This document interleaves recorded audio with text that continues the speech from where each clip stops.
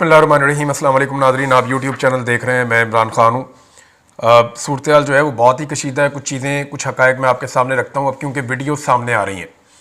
वो जो लोग अपने घरों में पहुँच रहे थे, जो लोग ज़ख्मी थे, जिनके हाथों में मोबाइल फ़ोन से, वो जब पहुँचे हैं उन्होंने दोबारा जाकर अपने मोबाइल फ़ोन चार्ज किए, वीडियोज़ देखी, तो उसमें ऐसे मनाज़र सामने आ रहे हैं कि इंसान के रोंगटे खड़े हो जाएँ। उस रात को जो कुछ भी डी चौक में हुआ उसकी माजी में कोई मिसाल नहीं मिलती। लोग इसको जलियांवाला बाग वाले वाक़े के साथ, जहाँ जनरल डायर ने बहुत सारे लोगों को घेर कर मारा था, लोग एहतजाज कर रहे थे, चारों तरफ से घेर कर जनरल डायर ने लोगों के ऊपर गोली चलाने का ऑर्डर दे दिया था। तारीख़ में ऐसा दूसरा कोई वाक़या नहीं मिलता, और इस वाक़े को लोग उसके साथ तशबीह दे रहे हैं कि बहुत सारे लोगों को गोलियां लगी हैं।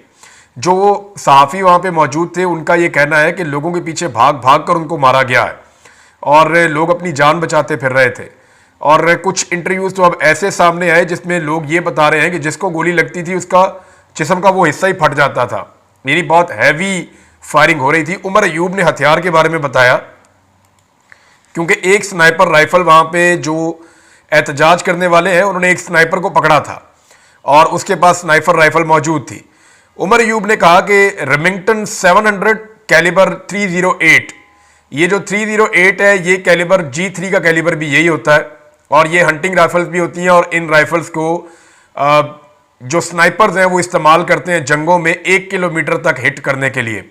यानी 500 मीटर से लेके अगर कोई 1 किलोमीटर तक कोई शख्स है तो उसको हिट करने के लिए ये बेहतरीन टारगेट शूटिंग की राइफल होती है, जो कि दहशतगर्दी की जंग में इस्तेमाल होते हैं। ये वेपन सिक्योरिटी इदारों ने तहरीके इंसाफ के वर्कर्स के खिलाफ वही हथियार इस्तेमाल किए हैं। इसकी स्पीड 741 मीटर फी सेकंड है। अमेरिका की मशीन गन से रैपिड फायरिंग की गई है, ये भी जनाब उमर अयूब साहब ने कहा है। अब ये जो मनाजिर सामने आ रहे हैं नाजरीन, इन्होंने पूरे पाकिस्तान में नहीं पूरी दुनिया में भौंचाल खड़ा कर दिया है। दुनिया के कई मगरबी ममालिक की असम्बलीज के अंदर, उनकी जो पार्लियामेंट्स हैं उनके अंदर इसके ऊपर आवाज़ उठाई जा रही है।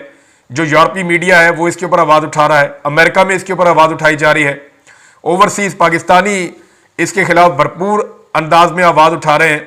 लेकिन अगर कोई इसमें कुछ नहीं कर पा रहा तो वह पाकिस्तान तहरीके इंसाफ की क़यादत है। पाकिस्तान तहरीके इंसाफ की क़यादत, यानी इमरान खान साहब का मुझे अच्छी तरह याद है कि एक ज़िले शाह था, एक ज़िले शाह की वो जांबक हुआ और उसके बाद इमरान खान साहब ने लेने के देने पड़ गए थे सबको। इमरान खान साहब ने आज तक कोई ऐसी तकरीर नहीं की जिसमें उन्होंने ज़िले शाह का जिक्र नहीं किया। वो जेल से भी ज़िले शाह का जिक्र करते हैं नाम लेके। अरशद शरीफ और ज़िले शाह, इन दोनों का तस्करा ज़रूर करते हैं। इमरान खान कहते हैं खून ज़ाया नहीं होना चाहिए, और इमरान खान अपने आदमी के साथ होने वाला जो डैमेज या नुकसान है उसके ऊपर एक कदम भी पीछे नहीं हटता। ये इमरान खान की सोच है। जब एक ज़िले शाह को लेकर इमरान खान ने यह किया था तो यहां तो बहुत सारे ज़िले शाह हैं, यहां तो इमरान खान साहब के बहुत सारे दीवाने हैं। अभी जो डाटा दिया है पाकिस्तान तहरीके इंसाफ ने, क्योंकि अब उन्होंने तस्वीर और नाम जारी कर दिए हैं, तहरीके इंसाफ ने 12 लोगों के बारे में कंफर्म किया है कि ये 12 लोग कंफर्म शहीद हो गए हैं डी चौक वाले साने में, जबकि मजीद शहादतें हैं जिनके बारे में अभी कंफर्मेशन लेने की कोशिश कर रहे हैं।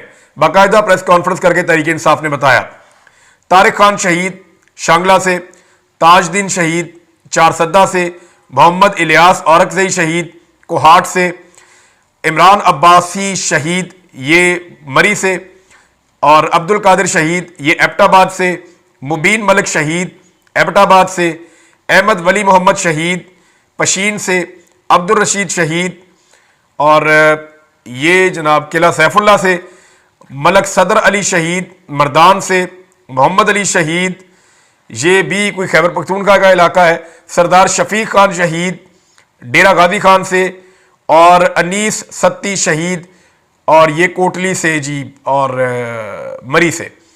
यानी जो ज़्यादा शोहदा हैं उनका ताल्लुक़ खैबर पख्तूनख्वा से है, फिर बलूचिस्तान से और पंजाब से भी कुछ शोहदा हैं। मरी के अंदर बताया जा रहा है कि 2 डेड बॉडीज़ जो हैं वो मरी में गई हैं। अब तक की इतला के मुताबिक ये 12 पाकिस्तान तहरीके इंसाफ ने कन्फर्म किए, और तहरीके इंसाफ का ये दावा है कि इतने लोग नहीं हैं, लाशें इससे ज़्यादा हैं। जो इंटरनेशनल मीडिया है, जितने इंडिपेंडेंट जर्नलिस्ट हैं जो वहाँ पे काम कर रहे हैं, स्पेशली मैं सैल्यूट करूँगा उन तमाम सहाफ़ियों को जो किसी चैनल के साथ भी वाबस्ता नहीं है, लेकिन वो सिटीजन जर्नलिज्म करते हुए सोशल मीडिया के ऊपर इसकी तफसीलात शेयर कर रहे हैं। अभी एक सहाफ़ी हैं उबैद साहब, उन्होंने जो तफसीलात शेयर की वो मैं आपको ज़रूर बताना चाहूँगा। सहाफ़ी उबैद भट्टी साहब ने जनाब इसके ऊपर एक इन्वेस्टिगेटिव रिपोर्ट बनाई है। वो ये कहते हैं कि ब्लू एरिया जहां गुज़िश्ता रात बर्बरियत से भरपूर ऑपरेशन किया गया, सारा इलाका चंद घंटों में मुकम्मल साफ सुथरा कर दिया गया। पाकिस्तान तहरीक इंसाफ काफिले की तबाह हाल गाड़ियों को भी नामो निशान उनका यहां पे नहीं है, सबूत मिटा दिए गए। कचरे के ढेर से AK-47 और कारतूस के खौल मिल गए, यानी जो गोली चलाई गई वो कचरे के ढेर से उनके खौल मिल रहे हैं। इतनी तेजी से हुकूमत ने सफाई की है और उन्हें यह लगता है कि ये साफ करके खून के धब्बे वो इस कत्लेआम से बच जाएंगे, तो ऐसा होने नहीं वाला।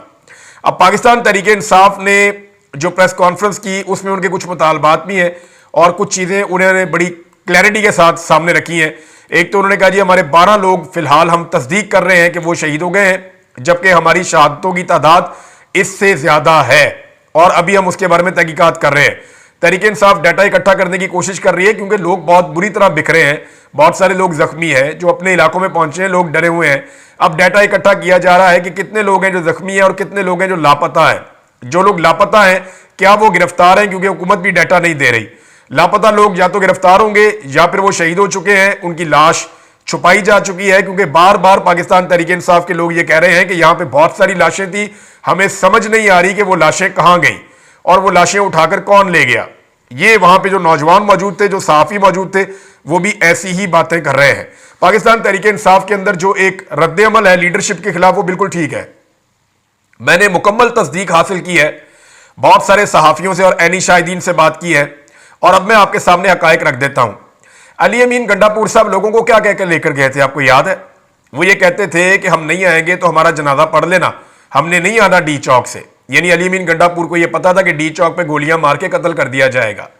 उन्होंने कारकुनों को जज्बाती खिताब के अंदर इस बात के लिए ज़हनी तौर पे तैयार किया कि हम मरने के लिए जा रहे हैं, और खुद भी कफन पहन लिया और लोगों को भी कफन पहना दिए। अब अली अमीन गंडापुर साहब और बुशरा बीबी लेकर कारकुनों को निकले। रास्ते में बुशरा बीबी ने दावा किया कि मैं अकेली भी रह गई तो मैं वहीं पे रहूंगी, आपने मेरा साथ देना है, आप गैरतमंद हैं। अब वो पश्तून तो गैरतमंद थे, वो तो वहां खड़े हो गए, उन्होंने तो गोलियां भी खा ली। अली अमीन गंडापुर जो मरने का दावा करके गए थे, अली अमीन गंडापुर नहीं खड़े हुए, वो बुशरा बीबी को लेके वहां से निकल गए। और वो मैंने वीडियो देखी है, उसके अंदर जो बेचारे नौजवान वहां पे खड़े थे, अपनी जान कुर्बान कर रहे थे, वो इनकी गाड़ी को पत्थर मार रहे थे, इनकी गाड़ी को हाथ मार रहे थे, इनके ऊपर लानत भेज रहे थे कि तुम हमें छोड़कर यहां भाग रहे हो, और हमें यहां मौत के मुंह में छोड़कर तुम भाग रहे हो, तुमने तो हमारे साथ खड़े होना था, हम तो तुम्हारे साथ चलकर आए थे, तुमने तो क़यादत करनी थी। आप एक बात पे गौर करें नाज़रीन, एक बंदा ऐसा नहीं है, MPA, MNA, सेनेटर या पार्टी का कोई ओहदेदार जिसे गोली लगी हो, एक बंदा ऐसा नहीं है। और भाई किसी बंदे को गोली लगती, किसी इंपॉर्टेंट आदमी को रोला तो डलता, ये सारे वक्त से पहले ही भाग गए। अब शेर अफजल मरवत साहब का स्टेटमेंट आया जी, सलमानी टोपी तो नहीं पहनी हुई थी अली अमीन गंडापुर ने या बुशरा बीबी ने कि वो गायब हो जाते, भाई वो गोलियों के सामने नहीं ठहर सके, तो उन्होंने तो पता नहीं पहनी हुई थी या नहीं पहनी हुई थी। शेर अफजल मरवत साहब के पास जरूर थी सलमानी टोपी, क्योंकि एक मखसूस वक्त के बाद वो वहां किसी को दिखाई नहीं दिए। मैंने मल्टीपल लोगों से पूछा कि जी वो वहां पे थे, उन्होंने कहा जी नहीं वो वहां से चले गए थे, और बहुत सारे और लीडर भी वहां से लड़ के चले गए थे, क्योंकि कोई भी डी चौक नहीं जाना चाहता था। अली अमीन गंडापुर साहब ने डी चौक ना जाने की अपनी जिद एक मरतबा फिर पूरी की है। वो डी चौक तक नहीं पहुंचे, वो डी चौक से 1 किलोमीटर दूर रहे हैं, और वो 1 किलोमीटर दूर जो फासला है वहीं से फिर वो वापस निकले हैं और बुशरा बीबी को लेकर गए हैं। दावा ये कर रहे हैं कि मैं उनको नहीं छोड़ सकता था, वो गिरफ्तार हो सकती थी। अब मामला यह है कि बुशरा बीबी फिर बताएं ना कि उनको जबरदस्ती ले जाया गया। कल अली अमीन गंडापुर साहब ने पॉलिटिकल कमेटी की मीटिंग के अंदर जानबूझकर बुशरा बीबी को ट्रैप करने की कोशिश की, ये कहते हुए कि अब आप बताएं ना क्या मैं आपको जबरदस्ती लेकर गया था, तो उन्होंने इसका जवाब नहीं दिया। उन्होंने कहा यह बात मैं इमरान खान के सामने करूंगी, उन्हें यह बात करनी चाहिए। अब उनकी गिरफ्तारी की कोशिश कर रही है नैब, और वजीर आला हाउस भी गई है, और गिरफ्तार तो अल्टीमेटली उनको यह कर लेगा निजाम, क्योंकि अब मुझे कुछ चीजें बड़ी क्लियरली समझ आ गई हैं। क्योंकि देखे ये एक लिमिट थी कि गोली नहीं चलाई जाएगी, लेकिन वो लिमिट अब क्रॉस हो गई है। इसका मतलब यह है कि पाकिस्तान का निजाम, पाकिस्तान की एस्टेब्लिशमेंट और पाकिस्तान की हुकूमत अब ये समझ चुके हैं कि किसी सूरत भी उन्होंने इमरान खान को नहीं आने देना। तो इमरान खान को रोकेंगे कैसे? अभी अमेरिका में एडमिनिस्ट्रेशन तब्दील होने जा रही है, उसकी तब्दीली से पहले पहले इन्हें कोई बड़ा खेल खेलना पड़ेगा, वरना इमरान खान इनको नहीं छोड़ेगा। इमरान खान जिसने एक कत्ल को लेकर आज तक इनका गला पकड़ा हुआ है, क्या वो इतने सारे कत्लों के बाद अपनी गिरफ्त छोड़ देगा? क्या वो इसका जवाब नहीं मांगेगा? इसका जवाब उन तमाम लोगों को देना पड़ेगा जिन्होंने ये कत्लेआम किया है। पाकिस्तान तहरीक इंसाफ जो है वो अजीबोगरीब किस्म के मुतालबात कर रही है। यानी कभी वो कहते हैं कि चीफ जस्टिस इसके ऊपर सो मोटो ले ले, भाई वो इख्तियार ही खत्म हो गया। ये जो आईनी तरमीम की उसके बाद कानून वगैरह इन्होंने पास किया, जो इन्होंने गेम डाल दी है, अब चीफ जस्टिस कहां ले सकते हैं सो मोटो नोटिस? अदालत तो इनके कंट्रोल में है और मुकम्मल कंट्रोल में है, आप अब कुछ भी नहीं कर सकते। अगर वो आपकी जमात पे पाबंदी लगाएंगे तो आईनी अदालत में मामला जाएगा, आप फारग है, आईनी अदालत आपके खिलाफ फैसला देगी। अगर वो गवर्नर राज लगाएंगे, आईनी अदालत में केस जाएगा, आईनी अदालत आपके खिलाफ फैसला देगी, आप बिल्कुल फारग है। अली अमीन गंडापुर को लोग जो है वो बहुत गुस्से में है उसके खिलाफ, और लोग ये कह रहे हैं कि बड़े बड़े दावे करके हमें ले गए और वहां से ये हमें छोड़कर भाग आए। अली अमीन गंडापुर ज्यादा कुछ ना करते, 2 लाशें ही अपनी गाड़ी में उठा लाते या जख्मियों को अपनी गाड़ी में डाल कर ले आते। कुछ तो अली अमीन गंडापुर ऐसा करते, अपने लोगों का उनके अंदर दर्द था तो वो रुकते, देखते कौन जख्मी हो रहा है, किसे गोली लग रही है। अली अमीन गंडापुर में शर्तिया आपको कहता हूं, ये पैदल चल के ऐसे जाता ना, गोली चलना बंद हो जाती, क्योंकि वजीर आला को गोली नहीं मारी जा सकती। मुझे नहीं लगता कि यह निजाम वजीर आला को गोली मार देता। वजीर आला को गोली मार देता तो बात ही खत्म हो जाती, फिर मामला कहीं से कहीं चला जाता। एक एमपीए, एक एमएनए, एक सेनेटर या एक कारकुन को गोली नहीं लगी और वहां से ये लोग भाग गए सारे के सारे, कारकुनों को छोड़कर बेयारो मददगार, भाई लाशें ही उठा लेते उनकी, वहां से कम से कम पैरा ही दे देते। एक बंदे का पोस्टमार्टम रिपोर्ट नहीं है इनके पास अभी तक, और कोई कानूनी रास्ता इन्होंने अभी तक इख्तियार नहीं किया। किसी अदालत में दरखास्त नहीं डाली, किसी पुलिस स्टेशन में इन्होंने दरखास्त नहीं दी, किसी जगह पे किसी किस्म का इन्होंने अपना कानूनी मौकफ नहीं अपनाया। तारुल कादरी साहब के 14 बंदे शहीद हुए थे, उस वक्त भी नून लीग की हुकूमत थी, छोटी सी उनकी जमात है, लेकिन उन्होंने कानूनी एक दायरा खींच दिया था पहले दिन ही कि जनाब अपनी दरखास्त जरूर जमा करवा दें, एफआईआर हो या ना हो, आप अपनी कार्रवाई जरूर शुरू करवा दें, आप थाने कचहरी इन चीजों पे जाएं जरूर, चाहे कार्रवाई हो या ना हो। पाकिस्तान तहरीक इंसाफ के वकला ने क्या किया? अभी तक कख नहीं किया, कोई कार्रवाई नहीं कर रहे। हो सकता है कि इस वीलॉग के बाद किसी को गैरत आ जाए, लेकिन अभी तक तो बेगैरती का कंबल ओढ़ा हुआ है। मुझे इसलिए गुस्सा चढ़ रहा है कि आम आदमी यार उसको मरने के लिए छोड़ दिया, आप लोग जाके अपने नरम बिस्तरों के ऊपर सो गए, आप लोग जाके अपने अयाशी वाले खाने खा रहे हैं और आपके चेहरों के ऊपर मुस्कुराहटें दोबारा खत्म नहीं हो रही। मैं कुछ ऐसी चीजें जानता हूं कि जिनको अगर मैं यहां बताऊंगा तो पाकिस्तान तहरीक इंसाफ के अंदर लोग और नाराज हो जाएंगे। लेकिन एक चीज और है, जुडिशियल इंक्वायरी का मुतालबा किया तहरीक इंसाफ ने। कैसे होगी इंक्वायरी? अब कौन देगा उसमें बयान? अब कैसे आप करेंगे? ये आपको अभी करना है, जो करना है अभी करना है, आप इसको आगे नहीं लेकर जा सकते। अभी डॉक्टर्स भी गवाही दे देंगे, बाद में मैनेज हो जाएंगे। अभी यानी शाहिदीन गवाही दे देंगे, बाद में मैनेज हो जाएंगे।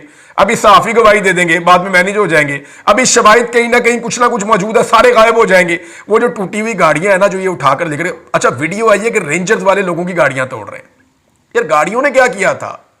गाड़ियां भी दहशतगर्द हैं भाई। गाड़ियां इसलिए तोड़ रहे हैं ताकि इन गाड़ियों में बैठ के दोबारा कोई ना आए, या आइंदा कोई अपनी गाड़ी ना लेकर आए। क्योंकि हम गाड़ियां, ये यास्मीन राशिद की जब गाड़ी तोड़ी गई थी ना, तो उस दिन मुझे पता चल गया था गाड़ी इसलिए तोड़ते हैं कि गरीब आदमी के पास गाड़ी होती है।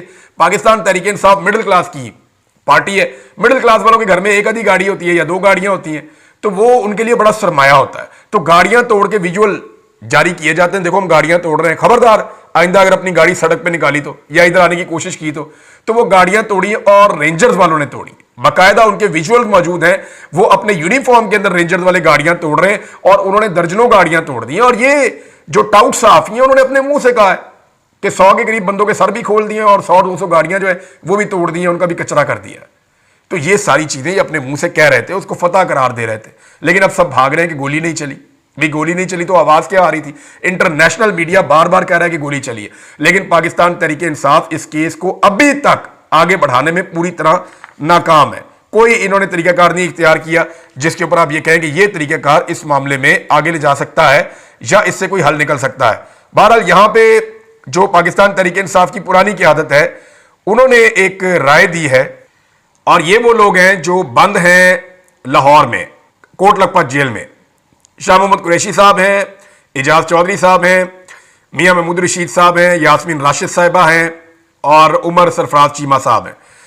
इन लोगों ने जो राय दी है उसके अंदर वो ये कह रहे हैं कि जो कत्ले आम हुआ है 27 और 26 नवंबर की रात को इस्लामाबाद में, मुल्क भर में इसका शोक का ऐलान किया जाए। पूरे मुल्क के गली मोहल्लों में, वार्ड्स के अंदर यूनियन काउंसिल की सतह पे ताज़ियती इजलास बुलाए जाएं, कुरान खानी किए जाए और आयत करीमा के विर्द के लिए महाफिल मुनक्कद की जाएं। शोहदा के घरों और कब्रों पर हाजिरी दी जाए, अहले खाना से ताज़ियत की जाए। इसके नतीजे में गमो गुस्से और शोक को एक अवामी ताकत में तब्दील किया जा सकता है। मीडिया और सोशल मीडिया पर कत्लेआम की मुकम्मल तफसीलात सबूतों के साथ पूरी शद और मत से पेश की जाए। शोहदा का फंड कायम किया जाए। बानी तहरीक की इजाजत से मशरूत है ये चीज, अगर फंड कायम करना है तो। ये शाह महमूद कुरैशी साहब ने और बाकी सारे लोगों ने, जो मैंने आपको नाम लिए अभी, एजाज चौधरी साहब हैं, मियां महमूद रशीद साहब हैं, यास्मीन राशिद साहब हैं, उमर सरफराज चीमा साहब हैं, इन सब लोगों ने ये राय दी है। इस राय का एहतराम होना चाहिए। ये पाकिस्तान तहरीक इंसाफ की वो क़यादत है जो इस वक्त भी जाली केसों के अंदर जेलों के अंदर बंद है और बाहर नहीं निकल पा रहा है। अब जी सो मोटो नोटिस का तो इख्तियार ही नहीं है अदालत के पास, ये आप क्यों मांग रहे हैं? जुडिशियल कमीशन की इंक्वायरी, अब इस मामले में ना एस्टेब्लिशमेंट शामिल है, ये सारे मामले के अंदर बाकायदा शामिल है। शहबाज शरीफ ने अपने मुंह से कहा और सब अपने मुंह से जानबूझ के एस्टेब्लिशमेंट को इसके अंदर रख रहे हैं ताकि कल को हम ना फंसे। और एस्टेब्लिशमेंट जिस भी मामले में शामिल होती है उसकी कोई इंक्वायरी नहीं होती, और अगर उसकी इंक्वायरी हो भी जाए तो हमीदुर रहमान कमीशन की रिपोर्ट की तरह उसकी रिपोर्ट कभी भी सामने नहीं आती, और इस चीज की रिपोर्ट भी सामने नहीं आएगी। ये पाकिस्तान तहरीक इंसाफ को अदालतों में जाकर पूरी ताकत के साथ सड़कों पर अवाम में बयानियां ले जाकर इस मामले को लड़ना पड़ेगा। लेकिन इमरान खान के अवाम इमरान खान के साथ खड़े हुए, इमरान खान के लोगों ने इमरान खान के साथ वफादारी की, लेकिन इमरान खान ने जिनको लीडर बनाया, इमरान खान ने जिनको ओहदे दिए, इमरान खान ने जिनको मसनदों के ऊपर बिठाया, उन्होंने इमरान खान के साथ भी वफादारी नहीं की, और इमरान खान के जो वफादार उनके साथ गए थे उनके साथ भी वफादारी नहीं की, बल्कि उन्हें अकेला छोड़ दिया। मरने के बाद भी अकेला छोड़ दिया। कौन है जो उनके घरों में जा रहा है? अब तक तो कोई नजर नहीं आ रहा। अभी सलमान अकबर राजा साहब की एक तस्वीर देखी है मैंने, वो एक कब्र के ऊपर खड़े हैं, उनके अंदर कुछ इंसानियत बाकी है। ये लोग तो कहीं जा भी नहीं रहे, उनसे मुलाकातें करें, उनको जाके मिलें, उनकी ढारस बंधाएं, उनका हौसला बुलंद करें, उनके साथ बैठ के कुरान खानी करें, वहां खड़े होकर उनके साथ बात करें। लोग अपने शोहदा जो है वो पाकिस्तान तहरीक इंसाफ के झंडे के अंदर दफना रहे हैं, कब्रों के ऊपर तहरीक इंसाफ का झंडा लगा रहे हैं। इसका मतलब आप समझते हैं कि इमरान खान और तहरीक इंसाफ को वो छोड़ने को तैयार नहीं है। अब अगर अली अमीन गंडापुर को रेस्क्यू करना है ना, तो इस निजाम को गवर्नर राज लगाना पड़ेगा खैबर पख्तूनख्वा में, जिससे अली अमीन गंडापुर की इज्जत वापस बहाल हो सकती है। कि अगर गवर्नर राज लग गया तो एक विक्टिम कार्ड उन्हें मिल जाएगा, और उस विक्टिम कार्ड के जरिए से दोबारा अली अमीन गंडापुर साहब जो हैं वो कुछ गेन कर सकते हैं। एक चीज़ और है नाज़रीन, इस्लामी नज़रियाती कौंसल हो या मुफ्ती तकी उस्मानी हो, यानी उन्हें वीपीएन तो नज़र आता है कि वीपीएन इस्तेमाल करके लोग अपने मोबाइल में क्या देख रहे हैं, उन्हें कैसे पता कि क्या देख रहे हैं? दूसरा, मुफ्ती तकी उस्मानी साहब को यह तो नज़र आता है कि उनका गवर्नर जो है वो आधी रात को सड़कों पर फिर रहा है, लेकिन दिन दिहाड़े होने वाला कत्लेआम उनको नजर नहीं आता। ना इस्लामी नजरियाती कौंसिल का कोई फतवा आया, ना मुफ्ती तकी उस्मानी साहब ने इस जुल्म के खिलाफ आवाज़ उठाई, कोई इस पे नहीं बोला। बल्कि बहुत सारे दानिश्वर और बहुत सारे लोग जो हैं वो जैसे यजीद के दरबारी नहीं होते थे उस दौर में, जो उसकी तारीफ़ें करते थे, बहुत सारे लोग ऐसे भी थे ना जो हर किस्म के जबर को और जुल्म को जायज़ करार देते थे, वो उस रवायत के ऊपर कायम है। मुझे हैरत होती है, सिर्फ कारी जवार बहादुर साहब का मैंने एक स्टेटमेंट देखा, बाकी ज्यादातर लोग खामोश, कोई इसके ऊपर बात नहीं कर रहा। उलमा इकराम का किरदार इंतहाई अफसोसनाक और इंतहाई शर्मनाक है, यानी इससे बुरा हो नहीं सकता। और अब इमरान खान साहब को नुकसान पहुंचाया जाएगा। मैं जाते जाते आपको बता दूं, अगले वीलॉग में इसकी तफसीलात में आपको बताऊंगा कि कुछ जगहों से ये इतला आ रही है और कुछ लोग ये दावा कर रहे हैं कि इमरान खान साहब को नुकसान पहुंचाने की सूरत में कितना नुकसान हो सकता है, इसके तखमीने लगाए जा रहे हैं। और दूसरा, एक टास्क फोर्स भी कायम की गई है, कोई रद्दुल फसाद का भी कोई ऑपरेशन शुरू करने का फैसला किया गया है तहरीक इंसाफ के खिलाफ। तो पूरा एक नेटवर्क बनाया जा रहा है किसी बड़े टारगेट को अचीव करने के लिए। वो टारगेट क्या हो सकता है, अगले वीलॉग में। अब तक के लिए इतनी, अपना ख्याल रखिएगा, अपने चैनल का भी। अल्लाह हाफिज़।